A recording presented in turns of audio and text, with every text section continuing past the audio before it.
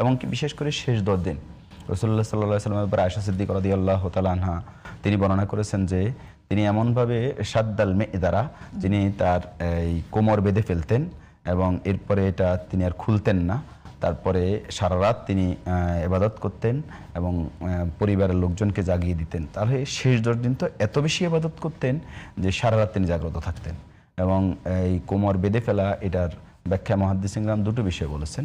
একটা বিষয় বলছেন যে কোমর বেঁধে ফেলার অর্থ হচ্ছে যে তিনি সাধারণত কোমরে কেউ যদি কোনো কিছু বাঁধে তাহলে দাঁড়িয়ে থাকতে একটু শক্তি পাওয়া যায় এজন্য, অথবা এটা হতে পারে যে কোমর বাঁধার অর্থ হচ্ছে তিনি স্ত্রীদের কাছে রাত্রেও যেতেন না।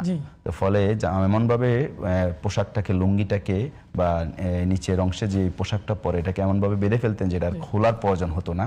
এই অবস্থাটাকে মানে ইঙ্গিত করে এইভাবে হাদিসটা বর্ণনা করা হয়েছে। তার মানে শেষ 10 দিন তিনি একেবারে ইবাদতের জন্য মানে নিজেকে সঁপে দিতেন।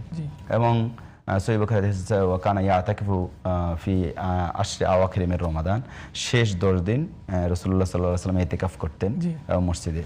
এবং কোরআনে কারিমে আসছে যে ওয়ালা তুবাশিরুহুন্না ওয়া আনতুম আকিফুনা ফিল মাসাজিদ, তোমরা যখন স্ত্রীদের কাছে যাবে না, তোমরা যখন মসজিদে ইতিকাফ করবে। তো শেষ 10 দিন এই লাইলাতুল কদর এটার পাওয়ার জন্য ইতিকাফ করা, সারা রাত ইবাদত